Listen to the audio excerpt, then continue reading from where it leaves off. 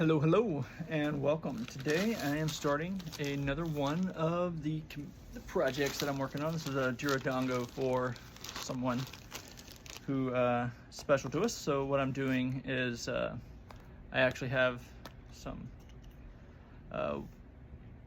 white calcite here. It's for shock roll balancing. It just kind of helps you stay grounded, and it has a nice little shake to it just to remind the individual who receives this that there's a little something in there at all times. So what I'm going to do today is actually just take it through the first couple of steps.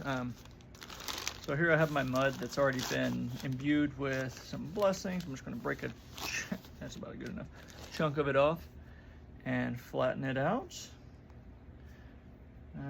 The dirt that has been in here, it's a combination of all the dirt from Peru, it's from my hometown, from several places that are significant to my background, and it's fairly pliable. It's not super wet. I found that that's the best way to make it where it dries evenly and nicely. So what I'm doing is gently, this egg snaps very easily, so what I'm doing is just molding it around it.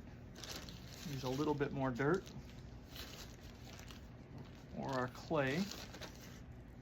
It's a bit much. Break that little bit off. It's not.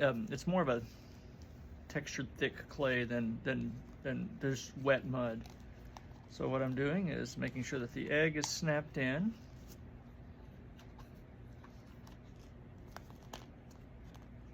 There we go. And you just go slowly with it.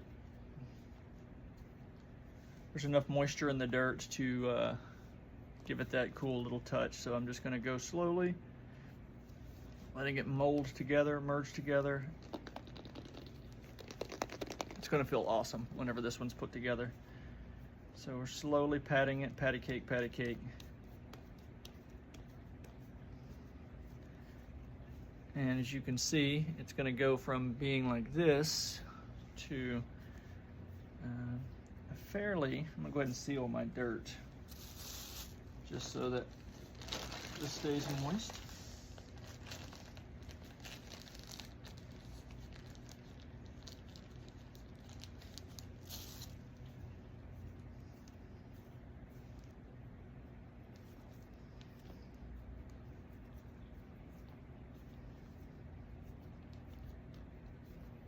And you can see all the little lines from where the dirt comes together.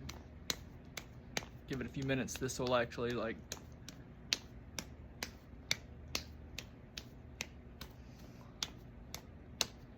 come together nicely. So I want it to be about roughly the size of a softball, a little baseball. It's about the right size. This one might be a little larger than some of the other ones I've made.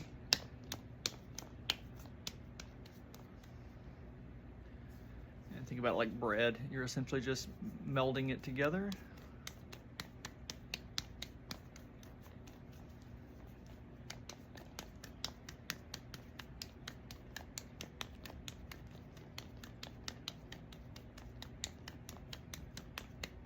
Someone asks if I would put some of the dirt that they had that was special to them in here.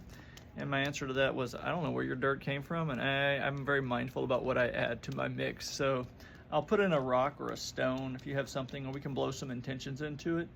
But when it comes to as closely as I have to protect my hands. And so I don't want to put my hands in anything that I didn't personally collect. Here's there. But yeah, all of this dirt was, I know how it was collected, I know where it came from, and it's just awesome to be able to close my eyes and imagine going back to those spaces. And that's what I use this for. So not only does it go back to the spaces where I collected this dirt, but it also goes to the places that I know that they're sent out to. So there's some that are across the pond. There are some that are on the other side of the US. So whenever I close my eyes, I can get back into those places very easily.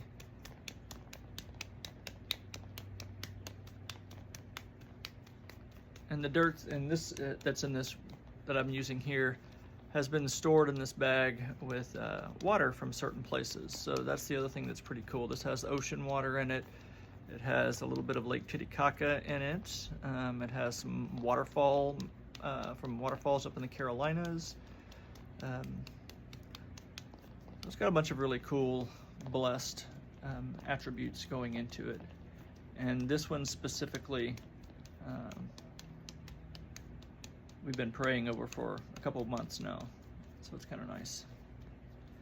Now you can see where I'm at. It's a rough ball, and so what I'll do, get it as round as I can, and then you slowly start the rounding. And within just a minute or two, you're going to go slowly spinning it. A piece of fuzz got caught on it.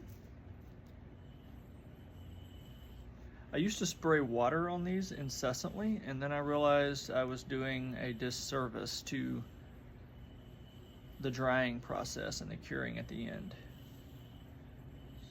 It's kind of cool. Every time I turn it, I can feel the white calcite shift inside of that egg.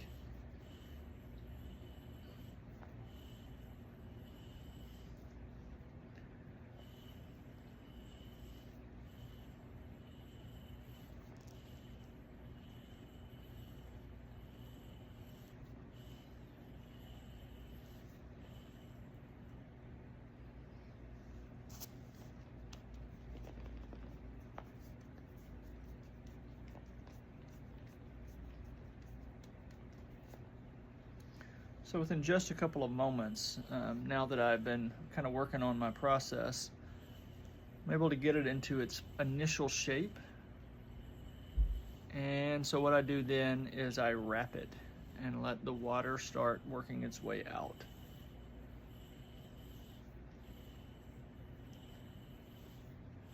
And so instead of having to spray water on it now, the only way for the water to get out is to come up to the surface. And when it comes to the surface, it brings a little bit of silt with it. And that silt ends up filling in these little gaps and ridges. And so by tomorrow,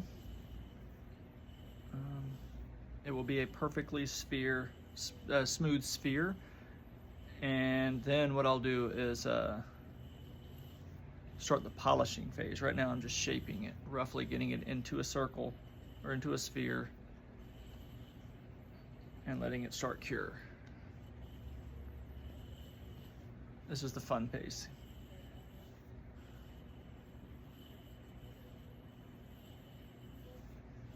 And I will pick this back up later on this afternoon for one more polish. It's roughly 2 o'clock. So I have more clients coming in, so I'm gonna wash my hands, I'm gonna clean up this space.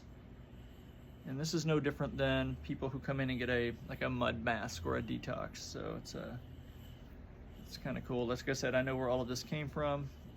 I trust it.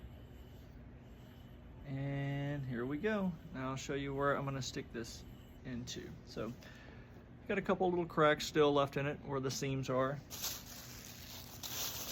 Take a plastic shopping grocery bag,